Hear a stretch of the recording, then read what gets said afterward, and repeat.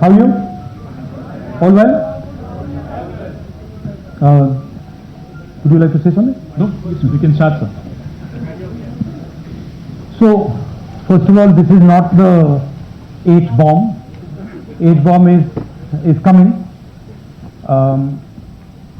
This is another milestone in setting up and demonstrating to the youth of this country how elections are being rigged.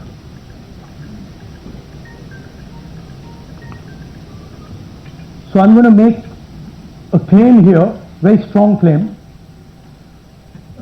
about C.C. Gyanesh Kumar.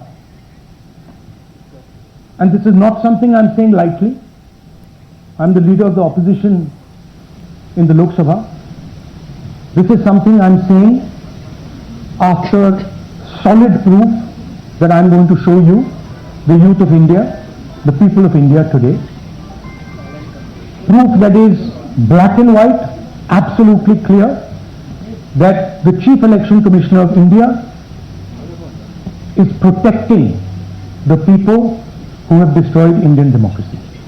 I'm also going to show you the method by which votes are being added and deleted, and I'm going to show you how they are done, how that is done. In election after election, someone, some force, some group of people has been systematically targeting millions of voters for deletion across India. This is something that we've heard again and again and again. Different communities, mainly communities that are voting for the opposition, Dalits, Adivasis, minorities, OBCs, are specifically targeted. We had heard this many times, and now we found 100% proof of it. Please understand, I am not going to say anything on this stage that is not backed up by 100% proof. I am somebody who loves my country. I love my constitution.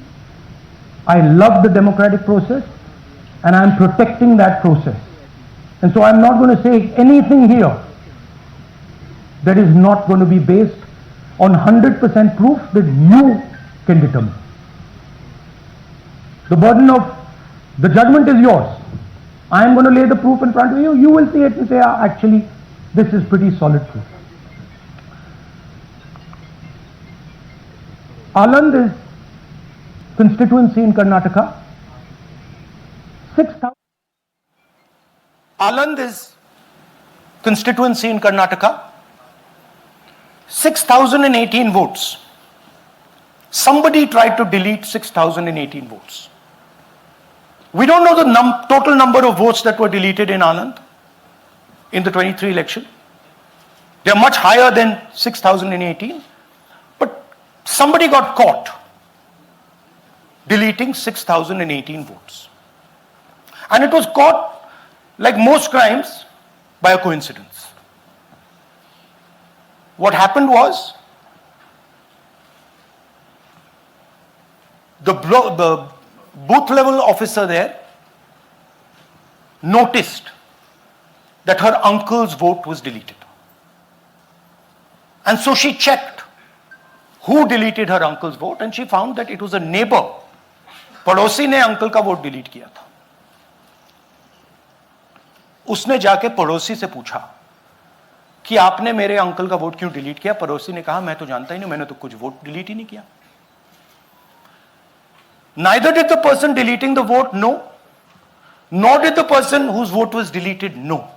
Some other force hijacked the process and deleted the vote. And as luck would have it, got caught. What does the operation look like? In Aland, 6,018 applications were filed. impersonating voters. The people who filed these applications actually never filed them. And we will show you evidence of that on this stage. The filing was done automatically using software. We will show you that. Mobile numbers from outside Karnataka, from different states, and you can see on the map, from different states were used to delete numbers in Aland. And it was done targeting Congress voters. So this was not random. We will show you again that these deletions were specifically targeting booths where the Congress party was winning. Here is example number 1, lady called Godabai.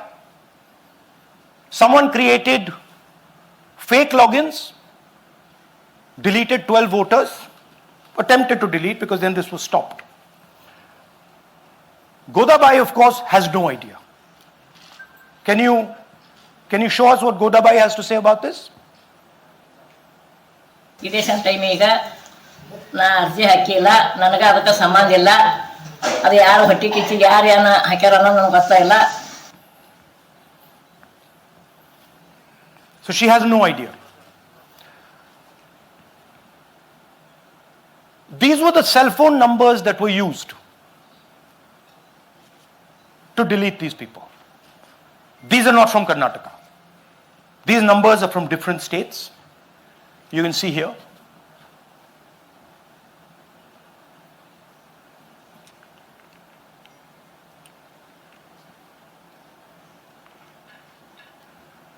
So the question is, whose numbers are these? How were they operated? Where were they operated from? Who generated the OTPs to disturb the process? Now these are questions that arise out of this. Here's example 2, Suryakant. This gentleman apparently deleted 12 voters in 14 minutes. He filled 12 deletion forms in 14 minutes. I'd like you to meet him. He's here. That's one of the people. That's one. Namaskar bhi aiye. Babita Chaudhary is one of the votes that he is supposed to have deleted. Aiye bhaiya. He is supposed to have deleted. This is the gentleman. ये इनका vote delete किया जा रहा था. ये कर रहे थे. इनसे आप पूछिए. बताइए. That's our candidate. हाँ. कन्नड़ा में बोलिए. ನನ್ನ ಹೆಸರು ಸೂರ್ಯಕಾಂತ್ ಗೋವಿನ. ನಾನು ಸರ್ಸಂಬ ಗ್ರಾಮದಲ್ಲಿ ಇದ್ದೆ. ನನಗೆ ನಾಲೆಜ್ ಕೇಳದೆ ನನ್ನ ಹೆಸರು ಮೇಲೆ 9 ಜನರ ಲಿಸ್ಟನ್ನು ಡಿಲೀಟ್ ಮಾಡಿದ್ದಾರೆ. ಅದು ಯಾಕಂತ ಇವರು ನನಗೆ ಬಂದು ಕೇಳಿದರು, ನಮ್ಮ ಹೆಸರು ನೀವು ಯಾಕೆ ಡಿಲೀಟ್ ಮಾಡಿದ್ರಿ ಅಂತ. ಅದಕ್ಕೆ ನಾನು ನಮ್ಮ ಸಾಹೇಬ್ರಿಗೆ ಹೇಳಿದೆ, ನಾನು ಡಿಲೀಟ್ ಯಾರಿಗೂ ಮಾಡಿಲ್ಲ, ಅಪ್ಲಿಕೇಶನ್ ಕೊಟ್ಟಿಲ್ಲ, ಆದರೂ ಡಿಲೀಟ್ ಆಗಿದೆ, ಅದು ನೋಡ್ರಿ ಅಂತ. ಹಾಗಾಗಿ ತಹಶೀಲ್ದಾರ್ಗೆ ಹೋಗಿ ಕಂಪ್ಲೇಂಟ್ ಕೊಟ್ವಿ. ಮತ್ತು ಕಮಿಷನರ್ ಇದು ನಮ್ಮ ಜಿಲ್ಲಾ ಎಲೆಕ್ಷನ್ ಒಂದು ಇದಕ್ಕೆ ಕಂಪ್ಲೇಂಟ್ ಕೊಟ್ವಿ. ನನ್ನ ಹೆಸರು ಮೇಲೆ 12 ಜನರದು ಡಿಲೀಟ್ ಮಾಡಿದ್ದು ನಿಜ ಇರ್ತದೆ. थोड़ा ट्रांसलेट कर लीजिए. मेरे नाम पे 12 लोगों का नाम डिलीट किया गया है. हालांकि मुझे मालूम नहीं, मैं कभी किसी को मैसेज भेजा भी नहीं, मैं बुलाया भी नहीं. ये बबीता आके पूछने से पता चला कि मैंने मेरे फ़ोन से ऐसा मैसेज दिया, लेकिन असल में मैंने किसी को भी मैसेज नहीं किया. आप कुछ कहेंगे? नहीं, ठीक है. Thank you. Thank you. Third example, Nagaraj. 2 applications filed and submitted in 36 seconds. Please try and fill these forms and see how long it takes you. Try and fill. And I ask the youth of India, try it. Try and fill the form, 2 forms, in 36 seconds. You'll see the answer to this question. Notice also what time this gentleman fills the form. For some reason he gets up at 4:07 in the morning and suddenly fills 2 forms in 38 seconds.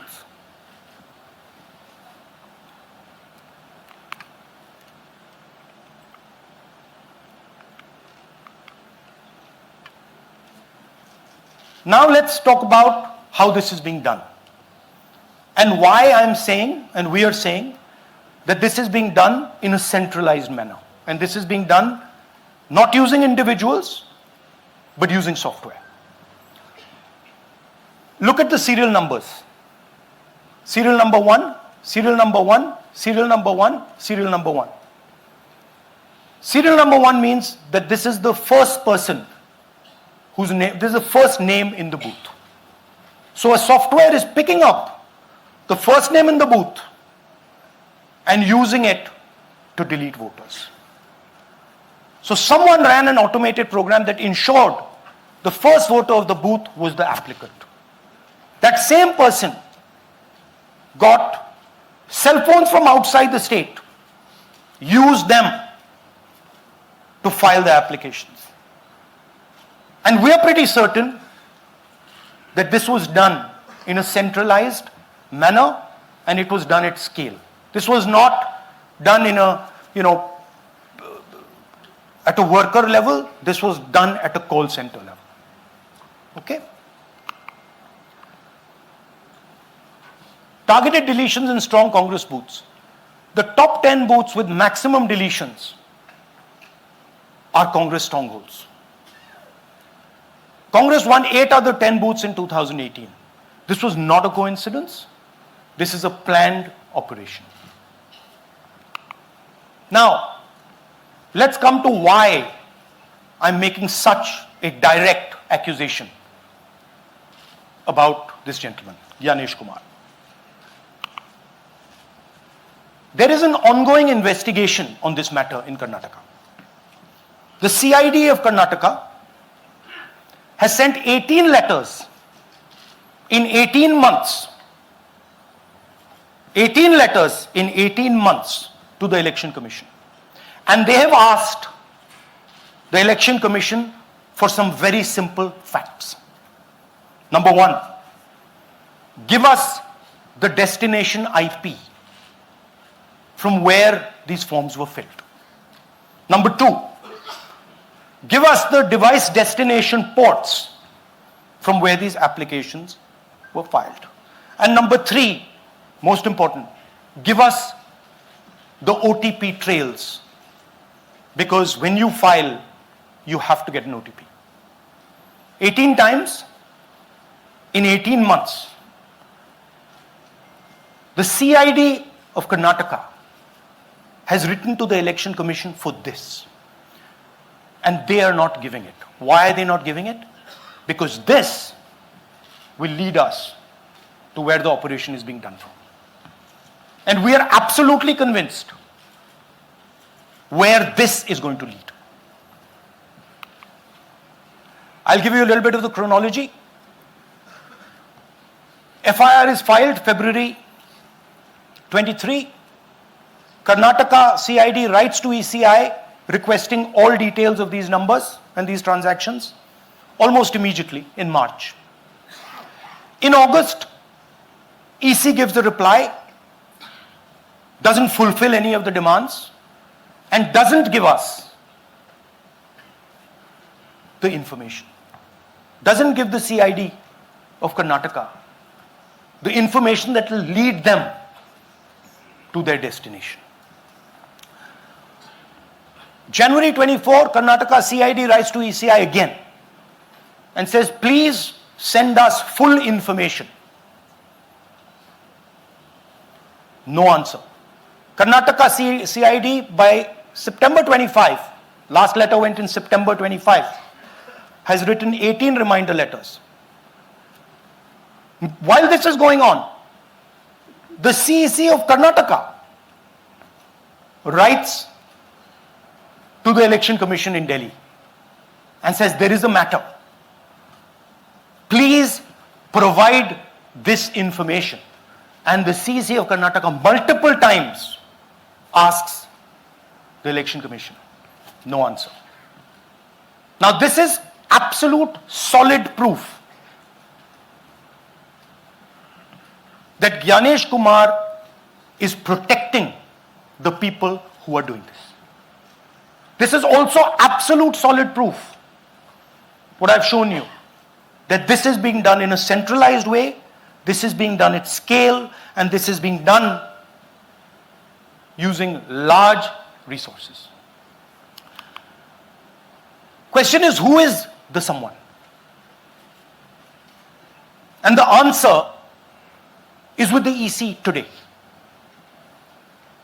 The Election Commission of India knows who is doing this. And I want every single youngster in India to know that they are attacking this. And this is your future.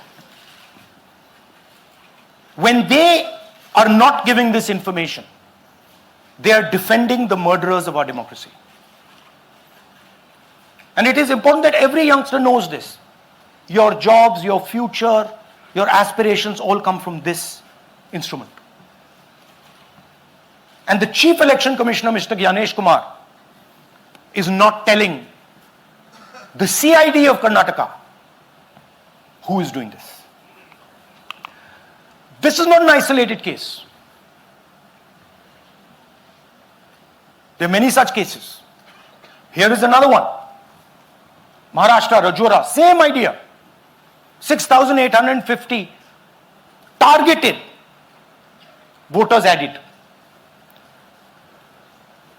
Anand we caught deletions, Rajora we caught additions. But the basic idea is the same.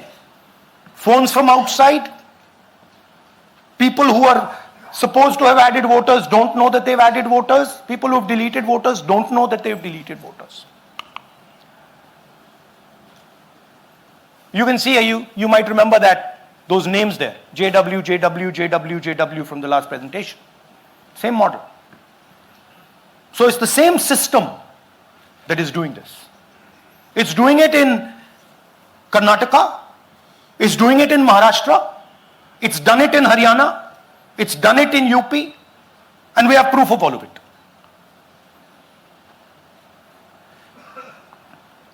Names are being filled. Addresses, the address is Sasti, Sasti, Sasti, Sasti.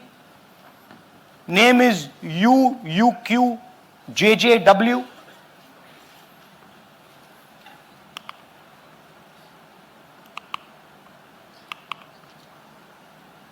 So, what are we saying here? That the Chief Election Commissioner of India, Gyanesh Kumar, needs to stop protecting the people who are destroying Indian democracy. We have given you 100% bulletproof proof here. It cannot be doubted. You have seen it with your own eyes. Right? EC has to release this data of these phones, these OTPs, within a week. Otherwise, we will know for sure that Gyanesh Kumar is protecting the people who are destroying and attacking the constitution. Thank you. धन्यवाद. पीठ हिंदी में बोले? हिंदी का. नहीं, reverse कर दीजिए. पूरा हिंदी में बोल देता हूं. पूरा हिंदी में. देखिए, ये एच बॉम्ब तो नहीं है. एच बॉम्ब आ रहा है, हाइड्रोजन बॉम्ब आ रहा है. ये एक और उदाहरण है वोट चोरी का. पिछली बार मैंने आपको एडिशंस के बारे में बताया था. ये हम आपको डिलीशंस के बारे में दिखा रहे हैं, और सबूत के साथ हम आपको दिखाएंगे कि ये जो डिलीशंस हुए हैं, ये सेंट्रलाइज तरीके से कॉल सेंटर के प्रयोग करके, सॉफ्टवेयर के प्रयोग करके किए गए।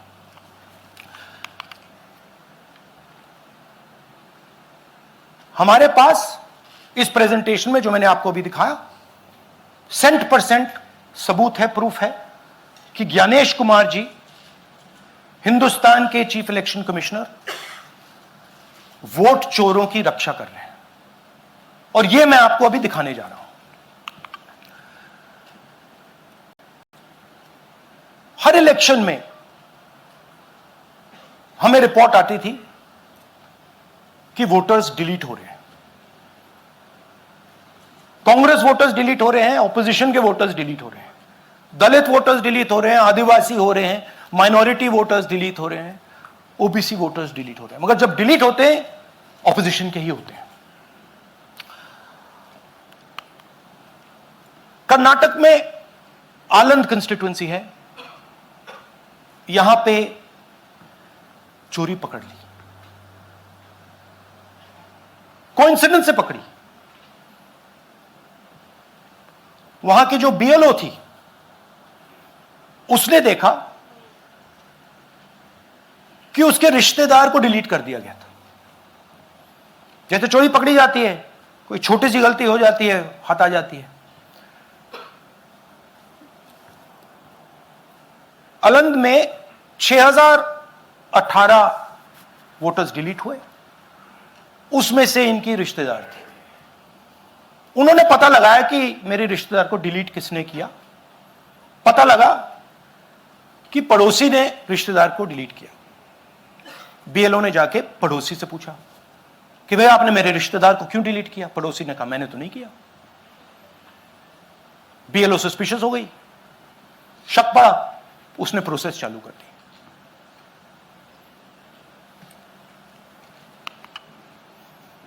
पता क्या लगा कि कोई ना कोई, किसी ने अलंद में वोटर डिलीशन सिस्टमैटिकली ऑर्गेनाइज तरीके से, सेंट्रलाइज तरीके से किया।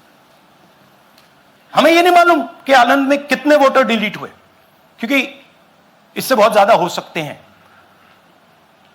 6000, तकरीबन 6000 पकड़े गए, उस पर इन्वेस्टिगेशन हो गया। क्या पता लगा कि फाइलिंग ऑटोमेटिकली ऑनलाइन हो रही है। मोबाइल नंबर्स कर्नाटक के नहीं यूज हो रहे,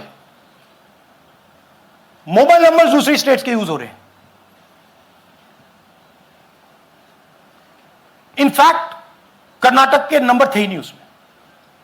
मतलब आप दिल्ली में बैठे डिलीट कर रहे हो, आपका नंबर तमिलनाडु का है। आप गुड़गांव में डिलीट कर रहे हो, आपका नंबर झारखंड का है। और जब हम चेक कर रहे हैं कि भैया आपका नंबर है, तो आपका नंबर है ही नहीं, किसी और का नंबर है। और टारगेट करके कांग्रेस वोटर्स को डिलीट किया गया। ये गोदाबाई जी हैं, इनके नाम पर 12 वोटर्स डिलीट किए गए। इनको मालूम ही नहीं, इनको पता ही नहीं कि इन्होंने 12 वोटर्स डिलीट किए। दिखाइए जरा। ಇಲೆಕ್ಷನ್ ಟೈಮ್ ಈಗ ये इनका वीडियो है। ನಾ ಅರ್ಜಿ ಹಾಕಿಲ್ಲ, ನನಗ ಅದಕ್ಕೆ ಸಂಬಂಧ ಇಲ್ಲ। ಅದು ಯಾರು ಹೊಟ್ಟಿ ಕಿಚ್ಚಿ ಯಾರು ಏನ ಹಾಕ್ಯಾರ ಅನ್ನೋದು ನನಗೆ ಗೊತ್ತಾಗಿಲ್ಲ। तो इनको आइडिया नहीं है कि इन्होंने वोटर्स डिलीट कर दिए।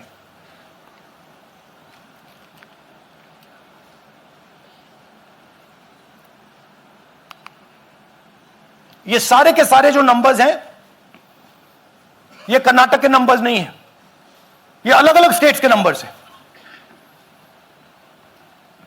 और इन नंबर्स को आप फोन करके देखिए, रिप्लाई नहीं आता है।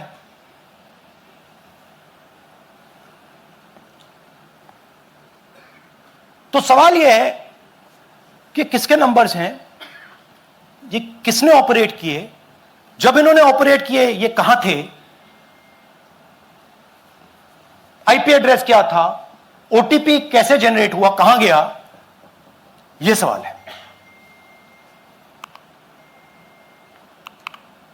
यह दूसरा उदाहरण, सूर्यकांत जी जो अभी स्टेज पे आए थे, इन्होंने 12 वोटर्स को 14 मिनट में डिलीट कर दिया।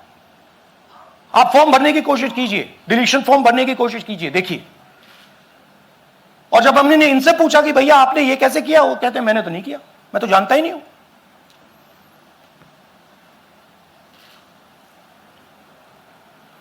बबीता चौधरी जी का इन्होंने एक नाम डिलीट किया, यहां खड़ी हैं बबीता जी, यहां है सूर्यकांत जी, यहां है, आ जाइए जरा स्टेज पे, 1 सेकंड आ जाइए। ये दोनों खड़े हैं यहां पे, सूर्यकांत जी, बबीता जी। इनको मालूम ही नहीं कि इन्होंने डिलीट किया। Thank you. नागराज जी, इन्होंने 2 एप्लीकेशन 36 सेकंड में फाइल कर दी है। और मजे की बात देखिए, ये 4 बजे सुबह उठ के फाइल कर रहे हैं। पता नहीं क्या हुआ, 4 बजे सुबह कहा कि भैया मैं 2 वोटर को डिलीट करूंगा, और कितने 36 सेकंड में डिलीट कर दिए, फिर सो गए।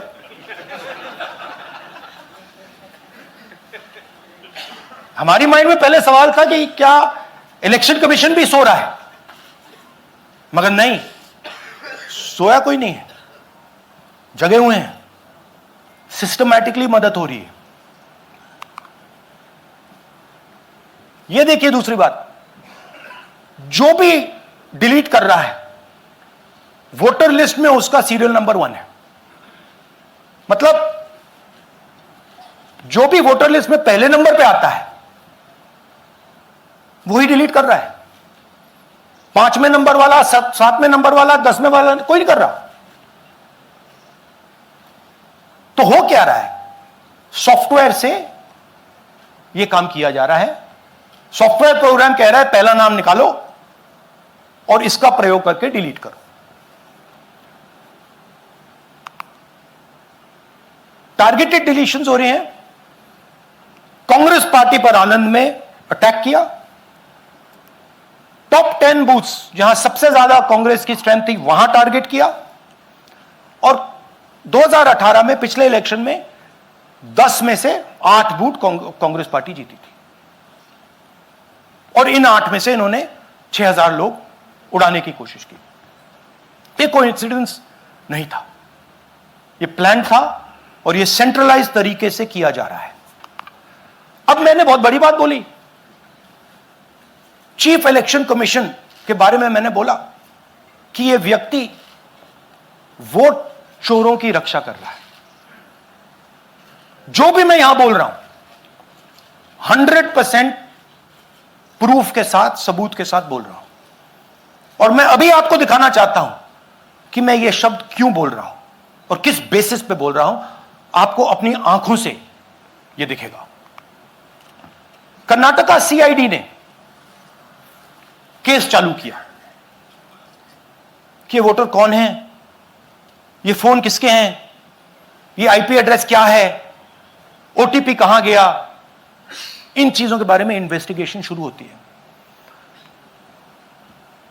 कर्नाटक सीआईडी ने हिंदुस्तान के इलेक्शन कमीशन को 18 चिट्ठियां लिखी हैं। हमें आप यह इंफॉर्मेशन दीजिए, बिल्कुल क्लियर है, डेस्टिनेशन आईपी दीजिए, डिवाइस डेस्टिनेशन पोर्ट दीजिए, ओटीपी ट्रेल्स दीजिए, फोन नंबर्स दीजिए, फोन नंबर्स के मालिकों के नाम दीजिए। क्लियरली पूछा है, नो आंसर। 18 चिट्ठी CID Karnataka, no answer from chief election commissioner, no answer from election commission. Timeline देखिए,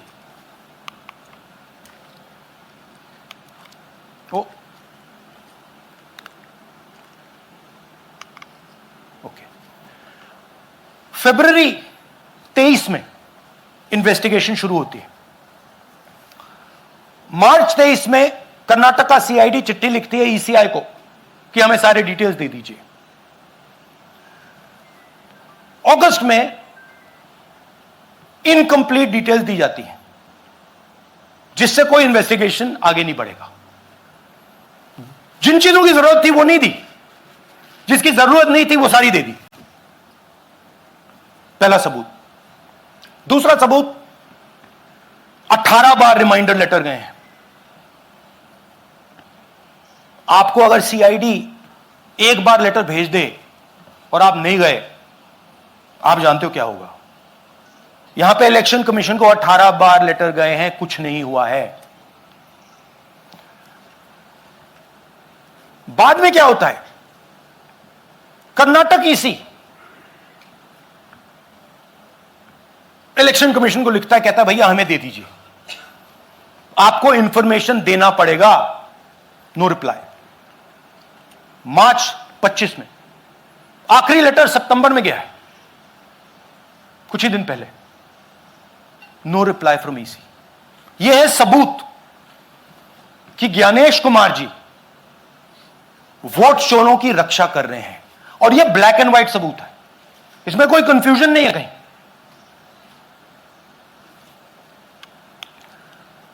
तो सवाल उठता है, ये है कौन जो सेंट्रलाइज तरीके से कॉल सेंटर के प्रयोग से, सॉफ्टवेयर से अलग अलग प्रदेशों में वोट डिलीट कर रहे हैं, ऐड कर रहे हैं। इलेक्शन कमीशन जानता है, ज्ञानेश कुमार जी जानते हैं। अच्छा, ये सिर्फ आनंद में नहीं हुआ, ये अलग अलग कंस्टिट्यूएंसीज में हुआ है। आनंद में लीगल प्रोसेस चालू हो गई, पकड़ लिया। यहां महाराष्ट्र में उसी मोडस ऑपरेंडी से, उसी सिस्टम से यहां पे वोट ऐड हुए हैं। आनंद में डिलीट, रजौरा में एडिशन, 6850। आपको याद होगा पिछले प्रेजेंटेशन में मैंने आपको नाम दिखाए थे, ये देखिए वही नाम यहां है। वही सिस्टम महाराष्ट्र में चल रहा है जो कर्नाटक में चल रहा था। नाम वैसे ही है, जेडब्ल्यू जेडब्ल्यू जेडब्ल्यू, पता वैसा है, जेडब्ल्यू जेडब्ल्यू, नाम यू ऐसे किसी ने टाइप करके लगा दिया। तो जो ये काम कर रहा है, ये उत्तर प्रदेश में, हरियाणा में, बिहार में, कर्नाटक में, महाराष्ट्र में वही कर रहा है।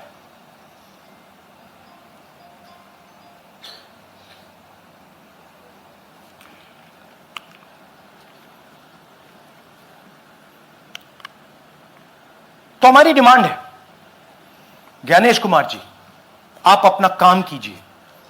आपने ओथ लिया है, आप हिंदुस्तान के चीफ इलेक्शन कमिश्नर हैं। आपसे कर्नाटक की सीआईडी सबूत मांग रही है। आप कर्नाटक की सीआईडी को यह सबूत 1 सप्ताह के अंदर दे दीजिए, नहीं तो पूरा हिंदुस्तान के सारे युवा इस बात को एक्सेप्ट करेंगे कि आप हिंदुस्तान के कॉन्स्टिट्यूशन, हिंदुस्तान के संविधान की हत्या में शामिल हो, हिंदुस्तान के संविधान की रक्षा नहीं कर रहे हो, और वोट चोरों की आप मदद कर रहे हो। Thank you. और थोड़ी देर में हम आपको हाइड्रोजन बॉम्ब दिखाने जा रहे हैं। नहीं, आज नहीं, थोड़ी देर में उसकी प्रिपरेशन चल रही है। क्योंकि हम देखिए, मैंने टीम से कहा है कि अगर मैं स्टेज पे जा रहा हूं, ब्लैक एंड व्हाइट प्रूफ नहीं होगा, मैं नहीं जाऊंगा। अगर ब्लैक एंड व्हाइट प्रूफ होगा, जो कोई मतलब उसको निगेट नहीं कर सकता, मैं जाऊंगा। मैं देश के कॉन्स्टिट्यूशन की रक्षा कर रहा हूं, संविधान की रक्षा कर रहा हूं, मैं लोकतंत्र की रक्षा कर रहा हूं, और मैं सच्चाई आपके सामने रख रहा हूं। बहुत बहुत धन्यवाद, नमस्कार, जय हिंद। सर 3 सवाल। पीटीआई से संजीव चोपड़ा। या राहुल जी, दिस साइड। या राहुल जी इधर, हाँ, कहाँ है? To your right. हाँ, हेलो। राहुल जी, आज आपने नया खुलासा किया है कि कैसे वोट चोरी हो रही है। आपने पहले भी महादेवपुरा के बारे में बताया कि कैसे एडिशंस हो रही हैं, अब आपने बताया कैसे डिलीशंस हो रही हैं। लेकिन देखने में ये आ रहा है कि इलेक्शन कमीशन इस पे कोई एक्शन नहीं ले रहा, और आगे चल के वो तैयारी कर रहे हैं पूरे देश में SIR लाने की। तो आप इस मुहिम को आगे कहां तक ले जाएंगे और एसआईआर के बारे में क्या करने वाले हैं? देखिए, हम आपके सामने क्रिमिनलिटी रख रहे हैं। हमारा काम आपके सामने सच्चाई रखने का है और हम रख रहे हैं। हिंदुस्तान में दूसरे इंस्टीट्यूशंस भी हैं, सिर्फ इलेक्शन कमीशन नहीं है, लीगल सिस्टम है, उनको भी इन चीजों को देखना चाहिए। यहां पे हम चीफ इलेक्शन कमिश्नर के बारे में ब्लैक एंड व्हाइट कह रहे हैं। आपने कहा कि हमने एडिशन डिलीशन दिखाया। पहले प्रेजेंटेशन में मैंने एडिशन दिखाया था, अब हमने डिलीशन दिखाया है, मगर हमने एक और चीज जोड़ दी है। एडिशन और डिलीशन का सिस्टम, उसका स्ट्रक्चर, उसका तरीका, और हमने यह दिखाया है कि जो डिलीट कर रहा है, जो ऐड कर रहा है, महाराष्ट्र में, कर्नाटक में, यूपी में, वो एक ही आदमी है, एक ही फोर्स है। हमने आपको वो एड्रेसेस दिखाए। Same system is being used in Maharashtra, is being used in Karnataka, is being used in Uttar Pradesh, is being used in Haryana. Same people are doing it. Say Siddharth, ANI. Sir, this side, sir. हाँ, Sir, on your left, sir. हाँ, On your left. This side, sir, on your left. Sir, मेरा आपसे सवाल ये है कि जब आप कह रहे हैं कि ज्ञानेश कुमार जो चीफ इलेक्शन कमिश्नर है, उन्हें पता है ये कौन कर रहा है, हाँ, और ये पॉलिटिकल फायदा जरूर किसी को हो रहा है। आप कह रहे हैं कांग्रेस के बूथ के ऊपर ही हाँ, सारे वोट्स डिलीट किए जा रहे हैं, तो वो कौन लोग आपके हिसाब से हैं जिनको ये फायदा पहुंच रहा है? पहला। और दूसरा ये, वो आपने एक देखिए, हफ्ते का हाँ, समय दिया sorry। है, जब आपने एक हफ्ते का समय दिया है, तो क्या एक हफ्ते बाद आप इसको आगे कैसे इनिशिएट करेंगे? क्या आप लोग कोर्ट का रास्ता अपनाएंगे या और कोई हायर एजेंसी से इस बात की डिमांड करेंगे? क्योंकि ये ऑर्गेनाइज्ड तरीके से क्राइम दिखाई दे रहा है जो आप बता रहे हैं, अगर आपकी बात के ऊपर जाएं। देखिए, फ्रैंकली ये जो मैं यहां कर रहा हूं, ये मेरा काम नहीं है। मेरा काम डेमोक्रेटिक सिस्टम में पार्टिसिपेट करने का है। मेरा काम डेमोक्रेटिक सिस्टम की रक्षा करने का नहीं है। वो काम हिंदुस्तान के इंस्टीट्यूशंस का है। वो काम वो नहीं कर रहे हैं, इसलिए मैं कर रहा हूं। अब मैं आपको यह कह सकता हूं कि हमने आपको 2 बार सबूत दिखाया है,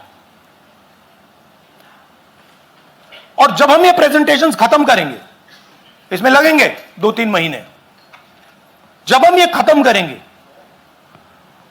आपके माइंड में कोई डाउट नहीं होगा कि हिंदुस्तान में state after state, Lok Sabha after Lok Sabha चोरी हो रही है। तो मेरा काम सच्चाई दिखाने का है। मैं हिंदुस्तान की जनता को, हिंदुस्तान के युवाओं को सच्चाई दिखा सकता हूं। यह मेरा काम है। उनकी जो इंटरेस्ट है, क्योंकि ये जो कॉन्स्टिट्यूशन है, ये हिंदुस्तान की जनता का रखवाला है, प्रोटेक्टर है, और मैं इसकी प्रोटेक्शन कर रहा हूं।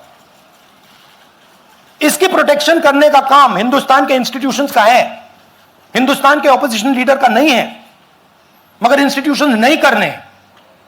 अच्छा, एक इंटरेस्टिंग बात आई है जो मैं आपको बताना चाहता हूं कि इलेक्शन कमीशन के अंदर से हमें मदद मिलनी शुरू हो गई है। मैं साफ बोल देता हूं, इलेक्शन कमीशन के अंदर से, पहले नहीं हो रहा था, अब इलेक्शन कमीशन के अंदर से इंफॉर्मेशन आ रही है। यह रुकेगा नहीं, यह रुक नहीं सकता है, क्योंकि हिंदुस्तान की जनता इस बात को एक्सेप्ट नहीं करेगी। एक बार हिंदुस्तान की जनता को, हिंदुस्तान के युवाओं को पता लग गया कि वोट चोरी हो रही है, उनकी शक्ति लग जाएगी। आईएएनएस से आलोक झा। इस तरह से नहीं प्लीज। आईएएनएस से आलोक झा। वो भी मैं आपको दिखा दूंगा, वो भी मैं आपको प्रूफ के साथ दिखा दूंगा, है हमारे पास।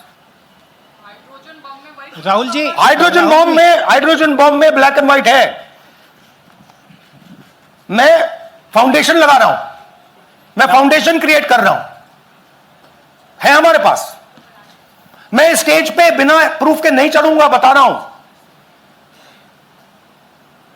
राहुल जी, आपने कहा ऐसे ऐसे मत पूछिए please. Last question, Rahul ji, IANS से आलोक झा। राहुल जी इधर, आपने कहा आपके पास आलोक झा इधर सर, कहां हैं जी? हाँ, आपने कहा सर कि आपके पास पुख्ता सबूत है, ब्लैक एंड व्हाइट सबूत है, तो क्या अगर ईसीआई अभी जवाब नहीं देती है तो कोर्ट का रुख करेंगे, ये ऑप्शन है आपके पास, जाएंगे? देखिए, मैंने कहा कि मेरा काम as opposition leader normal situation में मेरा काम ऑपोजिशन का रोल है, सरकार पे प्रेशर डालने का रोल है।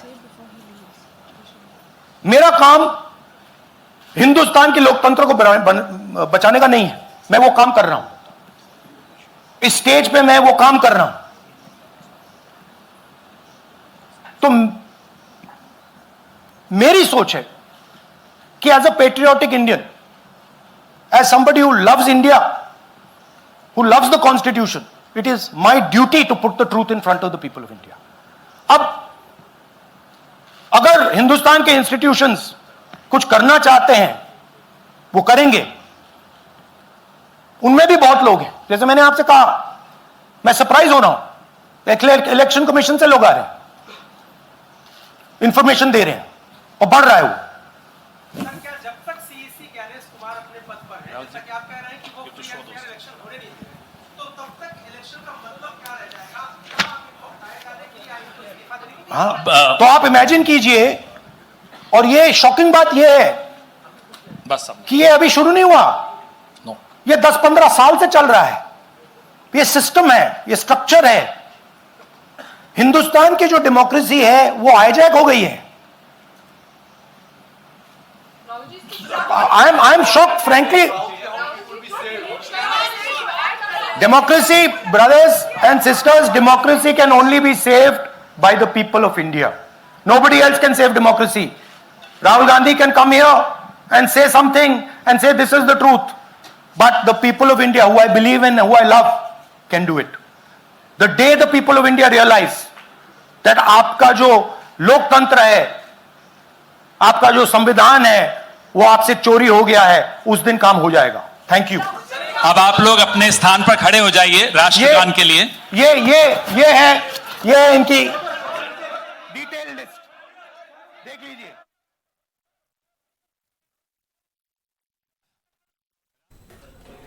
गंभीर स्वरूपाचे आरोप केलेले आहेत राहुल गांधी यांनी, आणि जिथे काँग्रेसची जास्त ताकद आहे त्याच ठिकाणी मतं जी आहेत ती डिलीट करण्यात आलेली आहेत। अल्पसंख्याक मतदारांना लक्ष्य केलं जाते आणि हेच लक्ष्य करत अनेक नावं जी आहेत ती वगळण्यात आलेली आहेत, डिलीट करण्यात आलेली आहेत, आणि त्या डिलिटेशनसाठी आणि ॲडिशनसाठीचा सुद्धा प्रकार संशयास्पद आहे असं म्हणत राहुल गांधी यांनी काही पुरावे दिलेले आहेत। एकाच व्यक्तीची 12 वेगवेगळी नावं आणि त्यानंतर त्यातील पहिली नावं डिलीट करण्याचे प्रकार घडलेले आहेत, आणि त्याबद्दल मतदारांना सुतराम कल्पना नाही अशी ही माहिती ही स्वतः राहुल गांधींनी दिली आहे। आणि गंभीर स्वरूपाचे आरोप त्यांनी थेट मुख्य निवडणूक आयुक्तांवरती केलेले आहेत आणि ज्ञानेश कुमार यांच्यावर गंभीर आरोप केलेत। इतकंच नव्हे तर थोड्याच वेळात हायड्रोजन बॉम्ब आणणार असंही त्यांनी म्हटलेलं आहे।